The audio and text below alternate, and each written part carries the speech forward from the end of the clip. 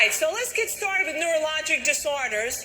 And in our next time together this morning, this is what we're going to talk about. We'll talk about TIA and stroke, just a quick little thing in there you need to know. In the realm of neuro, I would remind you that probably in primary care, the most common neurologic problem, besides pain, that patients come in with is going to be headaches. So you need to know about them. Then we'll talk about vertigo. We'll talk about neuropathy. I want to make sure you have those key points in your brain. We'll talk about Parkinson's disease, because I'm getting a lot of feedback from people who've just taken the exam that they're seeing some Parkinson's questions and things, and I want to make sure you know what to look for. And I would also tell you that in primary care, you're going to see a fair amount of these people not for their Parkinson's. You're going to send those patients to neuro. But all of the other things that Parkinson's patients have, like they fall down and is the clavicle broken, he's constipated, he's not sleeping well at nighttime, he's depressed. Those are a lot of those things you're going to be managing those patients for. So we'll talk about that. We'll talk about tremors, and then we'll end our morning together with dementia and delirium. I'll send you to lunch, and when you come back, we'll start the afternoon all over again. All right? So let's get going, and let's talk about TIA and stroke. You know, we used to say that a TIA lasted less than 24 hours, and we don't put that time frame on it anymore. This is instead how we describe a TIA. We say it's a blockage of blood flow to the brain without acute infarction. That's what we describe a TIA as. It's kind of like a harbinger of something that might come if we don't get on the ball and get some risk factors reduced. And one of those things that might come if we don't get on the ball and get some risk factors reduced is a stroke. And a stroke obviously is a permanent neurologic damage. It can be due to either a clot. In fact, 85% of the time it is secondary to a clot. About 15% of the time, it's secondary to a hemorrhage. Your job when you find these patients who come in with any of the cognitive changes that make you think stroke, and you know what they are, is look at the third bullet. Get them into ER, PDQ. What's PDQ? Pretty damn quick, right? All right. So excuse me. So yeah, you got to get them in. And what ER is going to do is evaluate and assess whether or not TPA might be valuable for them. And so anyway, your job is to recognize those symptoms, those cognitive changes, and know that we need to get them to a different level of care. So here's your patient. An older adult presents to your office today. She reports that while drinking morning coffee today, the left side of her face became numb, and the coffee she was drinking dripped down her face. After about 10 to 15 minutes, this resolved, and she feels fine now. Her mental status is normal. So you're assessing her. The NP is assessing cerebellar function in this patient. What neuro assessments will evaluate this patient's cerebellar function? Your cerebellum, how do you assess it? Well, certainly you assess balance, circle number 1. Circle number 2, coordination, you certainly will do that. You got to assess movement, right? Circle number 3. You know you're going to assess reflexes, and you know you're going to assess sensation. It's important to assess 6 and 7, but those are not cerebellar functions, right? So 1 through 5 is your best answer. And let's just quickly talk about cerebellar assessment. When you assess balance in these patients, remember, that's what we do the Romberg test for. Coordination, you remember the finger to nose test. With movement, you look at it muscle strength and size, and you want to make sure that they're symmetrical. You also want to look for any abnormal muscle movements. Those might be tics or even tremors, and we'll talk about tremors a little bit later. With reflexes, I would not memorize what you're assessing with each reflex for this exam. But depending on where you practice, you may need to be pretty adept at that, all right, as far as knowing what what level assesses, or what reflex assesses what level. And then finally, sensation. These are the tests of cerebellar function. So take a look. What conditions can mimic a stroke? And I want to know which one. So it's a select all that apply. Migraine headaches can certainly mimic a stroke. You'll have patients who tell you, and I remember the first time this happened to me with a 15-year-old. He came in and he said, I see you, but my other eye doesn't see you. All right, so I wasn't so worried that a 15-year-old was having a stroke, but you never know. And I worried, so I was worried. He had a migraine headache, but certainly it can mimic a stroke. Look at number 2, atrial fib. Don't circle that. The question says, can mimic a stroke. I didn't say cause a stroke. So not number 2, a seizure can certainly mimic a stroke. What about an absent seizure? So circle number 3, hypoglycemia can mimic a stroke. Circle it. And not number 5. So I'd circle 1, 3, and 4. I'm changing gears and I'm talking about something called Bell's palsy.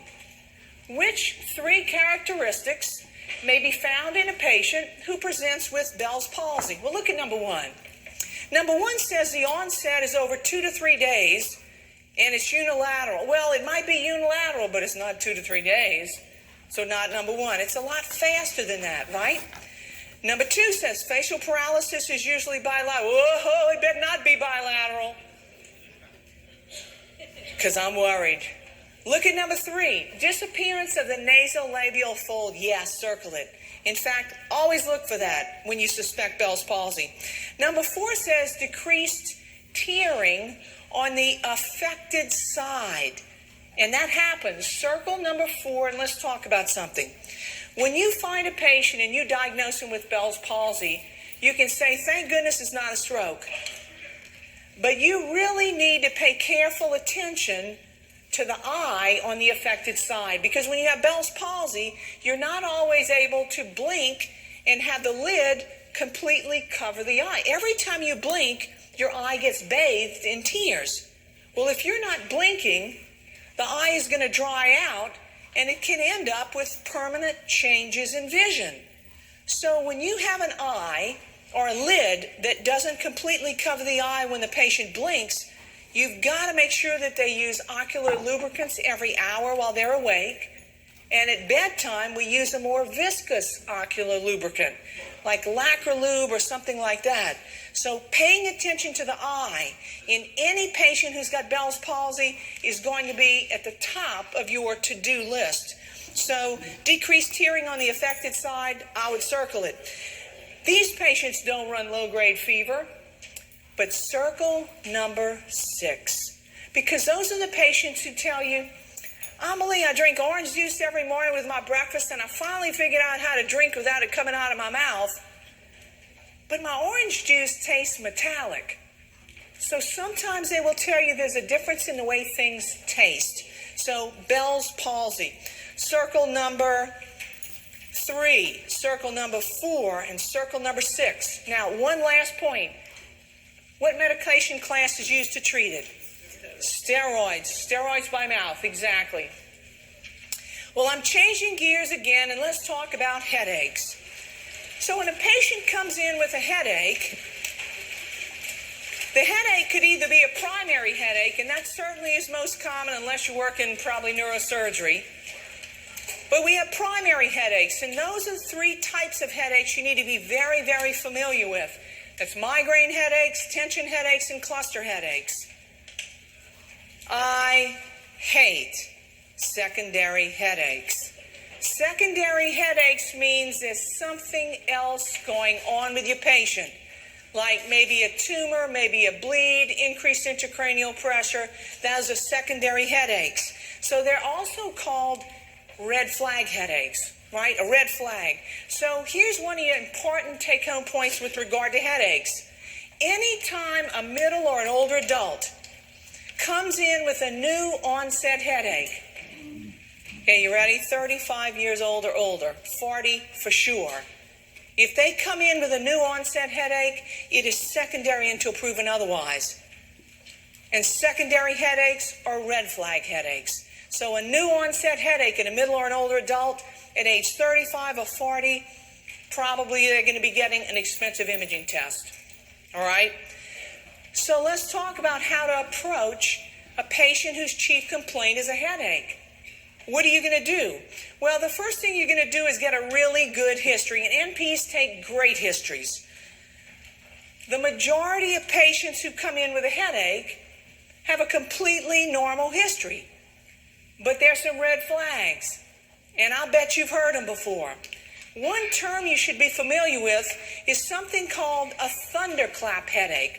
A thunderclap headache is one that starts suddenly and it's very severe. Those patients usually end up where? In an ER, exactly. So a thunderclap headache makes me think of a bleed somewhere. And a common bleed is something like a subarachnoid hemorrhage. If you work in the ER, you've heard this one before. This is the first headache I've ever had like this. That's a red flag. This is the worst headache I've ever had. I have headaches, but I've never had one like this before. Huge red flag. So you get and you start with a good history, but you got to look for red flags. So let me tell you a little bit about myself. I've already mentioned a couple of times, I'm a worrier. I worry about patients. I worry about things. So the name of this game is worry or don't worry. Okay, worry means it's probably not benign. Don't worry means, Amelie, it's probably benign, don't worry. So y'all ready to play worry or don't worry? All right. Recent onset headache, age less than 30. Don't worry. Probably don't worry. Recent onset headache, no history of a similar headache. I never had a headache like this one before. Worry. Change in personality. Worry. Cancer diagnosis 3 years ago. Worry. Postpartum a week ago with a new onset headache. Worry. Recent onset headache and fever. I'm worried until I'm not. I'm worried until I'm not. Recent onset headache with a history of Lyme disease. I'm worried until I'm not. So I would worry about all of them except the first one, age. So you see, you're a worrier too. All right, so history, you got it mastered. Let's talk about the exam in a patient who comes in with a headache. Well, the office visit should include a good head-to-toe exam, and you always have to remember that headaches might not have started in the head. They might be referred into the head, like from the cervical spine. They might be something on the head or the scalp, like shingles. So do a good head-to-toe exam, but recognize that pain in the head doesn't always start there. So you kind of got to be pretty savvy. You ready to play worry or don't worry again? All right, worry or don't worry. A sudden stabbing pain on the face. Recent onset headache. I'm pretty worried. I'm kind of thinking trigeminal neuralgia, right, with that electric stabbing pain. So I'm worried, probably secondary to something else. Sudden unilateral vision loss. I'm worried. What you worried about? I'm worried about a stroke. I'm worried about some optic lesion. I'm worried. Ear pain when opening the mouth with a recent onset headache. Okay, look at me. TMJ. I'm not worried. Y'all worried? I'm not worried. Look at the next one. Recent onset headache. Headache in the morning that improves when you sit up. Unless it's sinusitis, I'm worried. What am I worried about? I'm worried because when you lie down at nighttime, intracranial pressure rises. When you sit up, intracranial pressure drops. If that gives you relief for your headache, I'm worried. And you should be too. Drooping eyelid and corner of the mouth. With a headache, I'm worried. Pain in the right temple area. I'm worried. What are you worried about? I'm worried about giant cell arteritis, temporal arteritis, right? That's what I'm worried about. It won't kill you, but I'm worried. Papilledema. Worry. What's that from? increased intracranial pressure. So you know what this really is to make you aware of? The red flags with regard to assessment. The first worry, don't worry, is to make you remember and think about the red flags associated with history. You got to know the red flags because you're going to see headache patients every single day in your practice lifetime. So the last thing we talked about was papilledema. And I told you that papilledema typically occurred because of increased intracranial pressure, and we know that's not good. So what is that? Papilledema refers to a swelling of the optic disc. Tomorrow, when we do ENT, I'm going to walk you through an eye exam. And I'm going to give you my very best pearl when it comes to finding and doing a good fundoscopic exam. But swelling of the optic disc is almost always bilateral because it's related to increased intracranial pressure. I think this is one of the hardest assessment exams to do. I really do, is to do a good fundoscopic exam, and that's why I want to help you with it. So listen, everybody in this room had a chance to use this. I know you used it when you did your checkoff exam, and I'm pretty sure, yeah, you laughing because I was laughing too. I didn't see what I said what I saw, and you probably didn't see what you said you saw. Because you'll never see it unless you do a bunch of them. I honestly think you got to hit triple digits. You got to do at least 100 before you see what you said you saw. And so you just got to practice and practice. And so look how easy that one is. That little Welch Allen tool is pretty expensive, but honestly works pretty well. And then look at this. Like anybody could look at that, you know, it's like looking at a picture in the book. So I'll show you, I'll walk you through an eye exam tomorrow, and I think once you begin to practice, you'll see that it's a lot easier to do than you thought.